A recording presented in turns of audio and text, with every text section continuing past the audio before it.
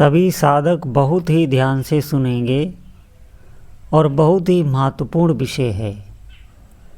देखिए, जब तक हमारा शरीर स्वस्थ है, हमारी इंद्रियां ठीक से कार्य कर रही हैं, हम निरोगी हैं, हमें अधिक से अधिक भजन कर लेना चाहिए, क्योंकि अभी हमारी चेतना पूर्ण रूप से कार्य कर रही है और इस चेतना में हमें भजन के संस्कार इतने दृढ़ कर लेने चाहिए कि आगे भविष्य में जब कोई शारीरिक प्रतिकूलता आए तो हमारा निरंतर भगवत चिंतन चलता रहे।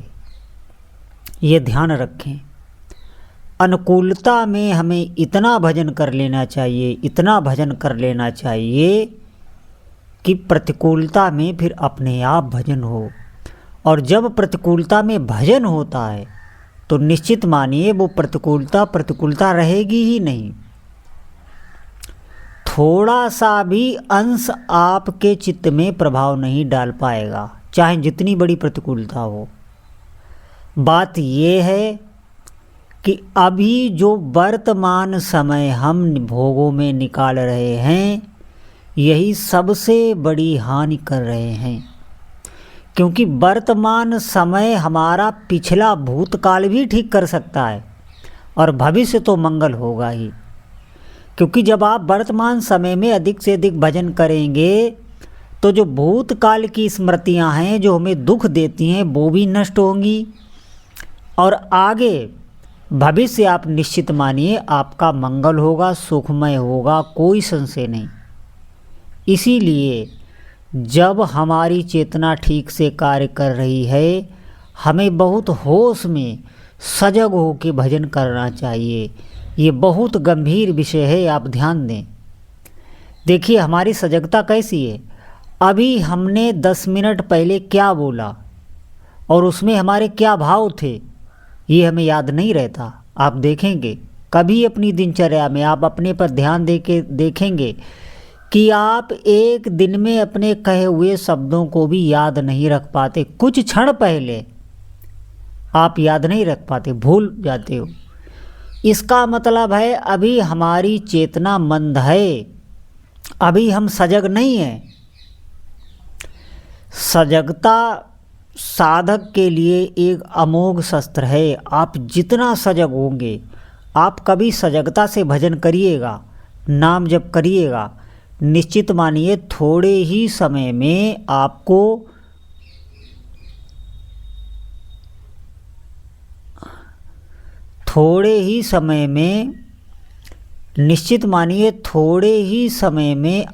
जप में आनंद आने लगेगा, रुचि लगने लग जाएगी।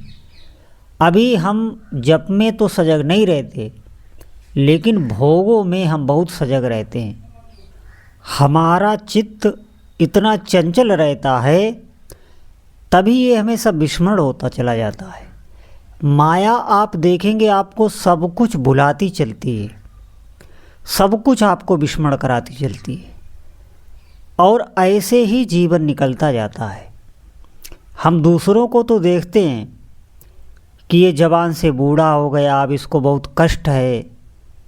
दूसरे की बीमारी भी हम देखते हैं, दूसरे के शरीर पर कोई बीमारी बड़ी आ गई उसे भी हम देखते हैं, दूसरे की मृत्यु भी देखते हैं।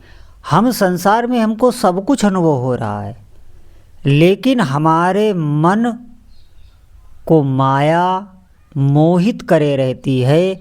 हम अज्ञान में रहते हैं, हम जान ही नहीं पाते और हमारा समय निकल जाता है। इसीलिए मैं आपको बता रहा हूँ, भले ही हमारी कोई कामना पूरी ना हो पा रही हो, अभी हमें भले भजन से लाभ ना मिल रहा हो, आप जब तक आपका शरीर स्वस्थ है, फिर मैं कह रहा हूँ इंद्रियां काम कर रही हैं, आप अधिक से अधिक नाम जप करिए, नाम जप का अभ्यास बना लीजिए। नाम जप आपकी रहनी बन जाए तो आपका जीवन सार्थक हो जाएगा। नहीं तो आप समझें कि जब कोई प्रतिकूलता आएगी, कोई शारीरिक कष्ट आएगा, तो सारा आपका मन, सारा आपकी इंद्रियां उस दुख में ही लग जाएंगी, व्यथित हो जाएंगी। आप भगवत चिंतन नहीं कर सकते, आप व्याकुल हो जाएंगे, आप परेशान रहने लगेंगे। क्यों? क्योंकि मन को जहाँ लगना चाहिए था वहाँ हमने लगाया ही नहीं। इस मन को भगवान में ही लगाने से सुख मिलेगा, ये बात समझ लें। वहीं लगाने के लिए ही हमें ये जन्म मिलता है। इसलिए हम इस बात पर चिंतन करें। वर्तमान समय हमारा चाहे जैसा भी चल रहा हो, उसकी हम भजन से कभी तुलना ना करें। आप भजन करिए, निश्चित आपका मंगल होगा। आप वर्तमान की भौतिक सुविधाएं या आप कष्ट में हैं, आपको कुछ समझ में नहीं आ रहा, अगर आपको भजन समझ में आ रहा है तो आप निश्चित मानिए आप सबसे सौभाग्यशाली हैं, सबसे सौभाग्यशाली हैं। भले ही कम आवश्यकताओं में आपका जीवन निर्वाह हो रहा हो, और अगर आपका भजन हो रहा है तो आपसे बड़ा कोई भी भाग्यशाली नहीं है। वो बहुत ही दुर्भागा है जिसके पास सब भौतिक सुविधाएं हैं लेकिन भगवान का विस्मरण है।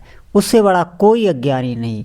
निश्चित मानिए ऐसे व्यक्ति की मृत्यु के बाद, आप विश्वास करें हमारी इस बात पर, नीच योनियों में ही वो डाल दिया जाता है। क्यों? क्योंकि आप देखेंगे पशु पक्षी जो भी योनियां हैं वो भजन छोड़कर और उनकी दिनचर्या मनुष्य की तरह ही है। काम क्रोध लोभ मोह, बच्चे पैदा करना, घर गृहस्थी सब उनको आता है, ये किसी ने उनको नहीं सिखाया। लेकिन कोई भी आपको भजन करता हुआ दिखाई नहीं देगा। इसीलिए वो बहुत भाग्यशाली हैं जो भजन में लगे हुए हैं। बस आपको अश्रद्धा नहीं होनी चाहिए कि हमारा वर्तमान समय कष्ट से गुजर रहा है। आप धैर्य रखें, कुछ ही दिनों में आपको अनुभव होने लगेगा। और नाम जप से सरल कोई मार्ग नहीं है, आप ध्यान दें।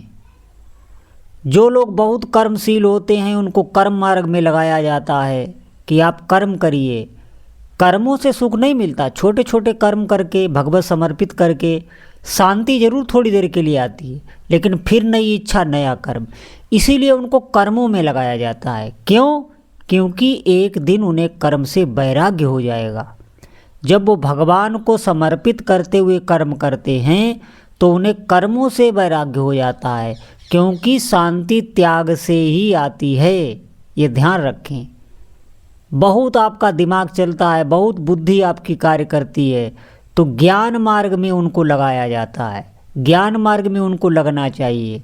क्यों? क्योंकि वो अपने अहंकार को नहीं जीत पाते। अहंकार बहुत ही सूक्ष्म होता है। अहंकार को जीतना बहुत ही कठिन है, कई जन्म लग जाते हैं। फिर वो ज्ञान मार्गी अपने ईश्वर को पुकारता है, हृदय से रोता है, तो उसे भगवान का अनुभव हो जाता है। फिर वो ही चिल्लाने लगता है कि भगवान की कृपा से ही भगवत प्राप्ति होती है, भगवान की कृपा से ही अपनी आत्मा का साक्षात्कार होता है। कोई अपनी बुद्धि बल विवेक से नहीं प्राप्त कर सकता। भक्ति मार्ग में भी शरणागति होती है। जब साधक हाथ खड़े कर देता है अपने ईश्वर के आगे और कह देता है, हे प्रभु मैं आपकी शरण में हूँ, अब मेरे किए कुछ नहीं होगा, आप ही हमारी रक्षा करें, तो भगवान भक्त वत्सल हैं, वो उसे भगवत प्राप्ति करा देते हैं, वो अपने दर्शन दे देते हैं। वहीं से साधक की पूर्ण शरणागति हो जाती है। तो तीनों मार्ग ऐसे हैं जहाँ पर हारना ही पड़ता है। और नाम जप क्या करता है?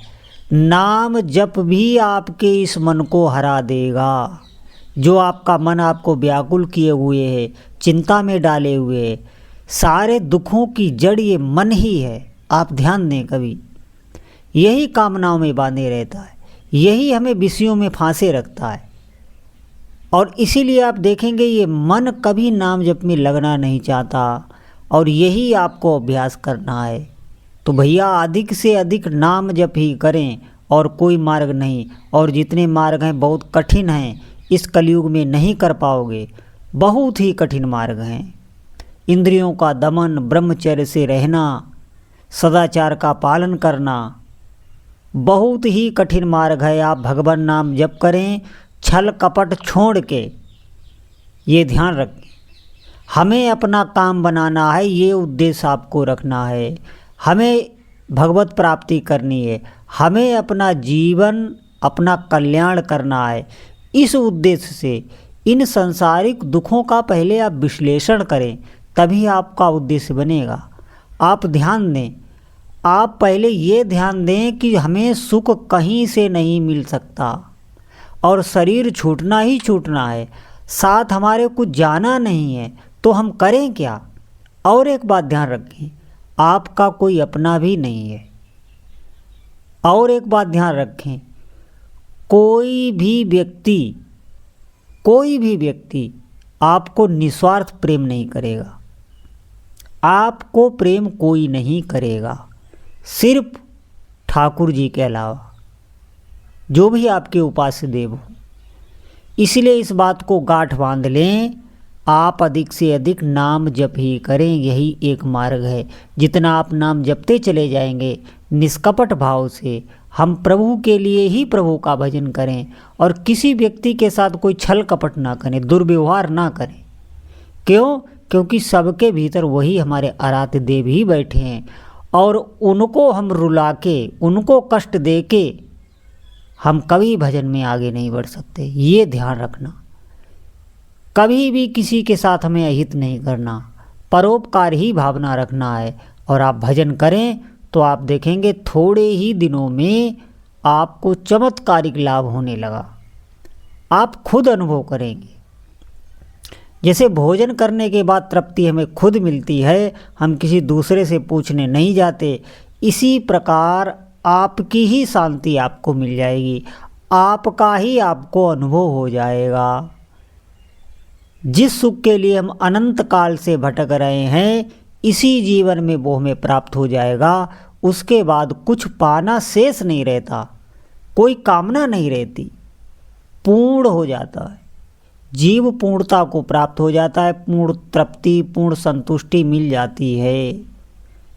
तो सभी साधक ध्यान रखें, वर्तमान समय जो हमारा अभी समय चल रहा है, इसमें हम अधिक से अधिक नाम जप करें। बोलो जय जय श्री सीताराम।